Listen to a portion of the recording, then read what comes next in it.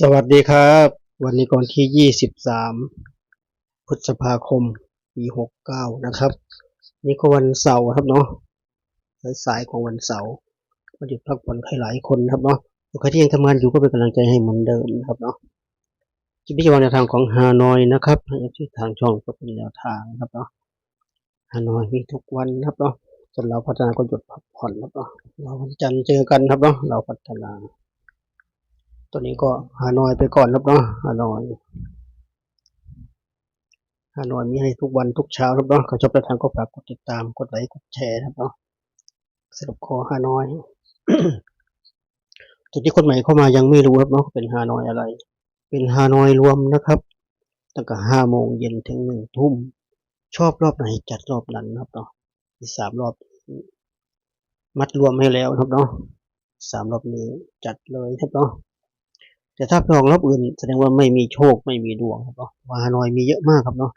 มีหลายรอบไม่ใช่มีเฉพาะ3 รอบนี้ครับเนาะมีเฉพาะกิจกาชาตินู่นนี่นั่นครับเนาะมีหลายอันครับเนาะเราเน้น3 รอบนี้นะครับเนาะ5 โมง6 โมงแล้วก็ทุ่ม 1นะครับหรือใครจะไปจัดมาแต่รอบอื่นก็เอาที่สะดวกครับเนาะแต่เน้นให้3 รอบนี้เหมือนเดิมเช่นเคยก็จะว่าเป็นเพียงแค่แนวทางครับเนาะแค่แนวทางเท่านั้นโปรดใช้วิจารณญาณในการรับชมรับฟังเหมือนเดิมนะครับแนวทางก็มีเข้ามีหลุดมีถูกมีผิดเข้ากันไปเหมือนเดิมครับเนาะวันนี้ถูกก็ดีไปนะเนาะวันนี้ผิดวันหน้าเราก็ว่ากันใหม่เหมือนเช่นเคยครับเนาะขอซ้ำเสนอเป็นเพียงแค่แนวทางย้ำกันทุกวันนะครับเนาะตัดสินใจเป็นของ EFC นะครับเนาะไม่มีใครบังคับเราได้นะครับทุกอย่างอยู่ที่เราเท่านั้นนะครับเนาะไม่มีใครบังคับเราได้เราชอบแล้วก็จัดเราคัดแล้วก็ผ่านมันง่ายๆครับเนาะคนอื่นก็เหมือนเดิมครับเนาะไม่ได้คลิปสดเหมือนเช่นเคยก็คลิปพามาชมธรรมชาติสวยๆบ้านเราเหมือนเดิมครับเนาะ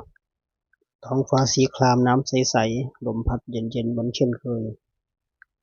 อยู่เขื่อนป่าสักชลสิทธิ์ครับเนาะสวยงามมากครับเนาะเห็นอดใจถ่ายไม่ไหวครับเนาะสุดยอดมากบรรยากาศเย็นๆน้ำจืดครับเนาะน่าไปดำผุดดำว่ายเหลือเกินครับเนาะคือธรรมชาติสวยบ้านเราเขากันไปครับเนาะเน้นไปที่แนวทางเหมือนเช่นเคยจะมาเที่ยวกันในแนวทางก็ในตัวนะครับเนาะก็ดูผลของเมื่อวานก่อนนะครับเมื่อวานรอบ5 โมงครับเนาะ2 ตัวล่างก็393 ตัวก็933เปิดหัวมาพี่เขาก็เบิ้ลใส่ครับเนาะก็สะดุ้งไปตามๆกันครับเนาะสะดุ้งเลยเรายังไม่ชอบเลขเบิ้ลอยู่ก็3 มาทั้งบนและล่างครับเนาะจะเป็น3 เบิ้ล3993แล้วก็33เบิ้ลก็ทำให้แนวทางไปครับเนาะเด่น1รอง 4ไม่ได้ใกล้เลยครับเนาะไม่ได้ใกล้เลยถ้า33เขาไม่เบิ้ลครับเนาะอาจจะโดนเราก็ได้ครับเนาะ39แล้ว33ไม่เบิ้ลอาจจะเป็น32 34เราก็ได้ครับเนาะไม่แน่พูดเข้าข้างตัวเองไว้ก่อนครับเนาะพี่เขาเบิ้ลก็จบเกมครับเนาะตัวใครตัวมันนะครับ3 เดือนดีครับเนาะทั้งบนทั้งล่างเลยก็มาที่รอบ6 โมงนะครับ2 ตัวล่างก็973 ตัวก็939นะครับ97กับ939รอบนี้9 เดือนดีจริงครับเนาะเข้ามาทั้งบนทั้งล่างนำซ้ำ3993ก็เป็นตัวเดิมของรอบ5 โมงนะครับตัวเดียวกันเลยเพียงแต่ยกจากล่างไปไว้บนเฉยๆครับเนาะนี่นะครับทางวันที่ผมพูดประจำว่าออกแล้วออกได้อีกครับเนาะมันจะเป็นต้องเป็นพรุ่งนี้วันเดียวกันนี่แหละบางคนทักมาว่าแอดออกมาแล้วไม่น่าเอามาเลยมันเป็นอย่างนี้ครับเนาะฮานอยอาจจะไม่ใช่ทุกวันครับเนาะแต่เป็นอยู่เรื่อยใช่ไหมอาจจะไม่ใช่ทุกวันก็ก้าวบนก้าวล่างครับเนาะเราไม่ได้เด่นก้าวเมื่อวานเด่นก้าวยังพอมีลุ้นครับเนาะอดไปตามๆกันครับเนาะเสียดายครับเนาะออกอย่างนี้ออกสวยครับเนาะ9739เลขหามเนาะถ้าใครเด่นก้าวจากอาจารย์นะเสียดายเด่นก้าวก็สบายเนาะโอกาสขึ้นบนขึ้นล่างมีสูงมากครับเนาะก็มาที่รอบ1 ทุ่มนะครับรอบ VIP ที่หลายคนเรียกกัน2 ตัวล่างก็413 ตัวก็427นะครับ41กับ427พอสามให้ลองไป14ก็เข้าไปเด้ง1เนาะเป็นตัวเน้นเลยนะเนาะ14เป็นตัวกลับนะครับเนาะเป็นตัวเน้นเลย แต่27เราไม่มีครับเนาะ27ได้ครับเนาะ25 23 24ให้หน่อยก็ไม่ได้ครับเนาะจะได้บนได้ล่างเลยพี่เขาเป็น27กับ41จ้ะก็ได้ไปเรื่องนึงครับเนาะตัวเน้นเลยใครตามก็ดีใจด้วยครับเนาะเราตัวเน้น2 วันติดครับเนาะเมื่อวานนู้นก็เข้าตัวเน้นวันนี้ก็เข้าตัวเน้นนะครับก็วันนี้ก็ลงแนวทางให้เหมือนเดิมครับเนาะจดไว้นะครับเนาะสรุปแคปบนเราแคปเหมือนเดิมครับเนาะวันนี้ก็เหมือนเดิมเนาะคาดว่าไปไหนไม่ไกลครับเนาะเอาไว้ให้การถูกนะครับวันนี้เด่น4เด่น1เหมือนเดิมครับเนาะเด่น4เด่น1จะคาดการถูกไหมลุ้นไปด้วยกันนะครับเนาะลุ้นไปด้วยกันวันนี้จับคู่ให้คน13 15 16 41 45 46 53 56ทวนอีกครั้งนะครับฮานอยวันนี้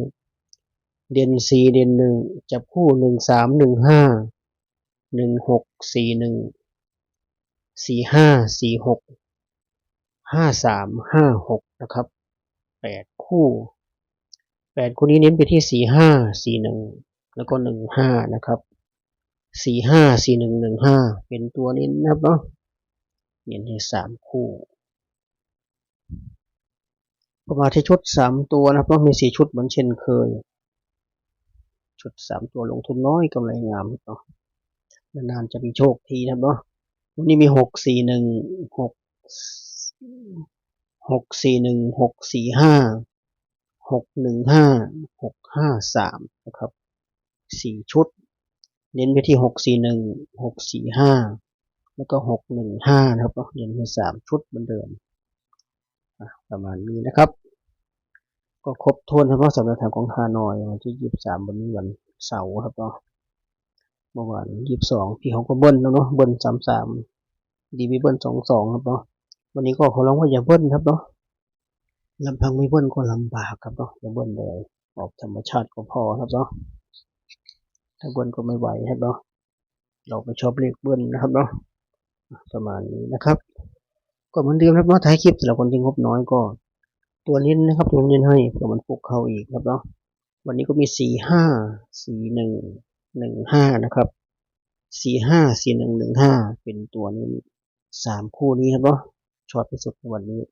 ทำเองชอบเองครับเนาะ3 คู่นี้ถ้า FC ไม่ชอบเหมือนกันก็บอกตามก็เลือกคู่ได้เลยครับเนาะคนเราชอบเป็นเหมือนกันว่ากันไม่ได้เนาะก็ตัวอย่างนี้ก็มี46 53 16 13ครับเนาะ13ก็ไม่ออกนานครับเนาะช่วงหลังๆไม่ออกนานแล้วแต่ก่อนออกบ่อยครับเนาะ13ถ้าเป็นรัฐบาลไทยไม่มีคนซื้อครับเนาะใช้ไม่ได้แต่ใช้ไม่ได้กับฮานอยเอาไว้คลิปนี้เจอกันคลิปหน้าคลิปนี้ก็สวัสดีครับ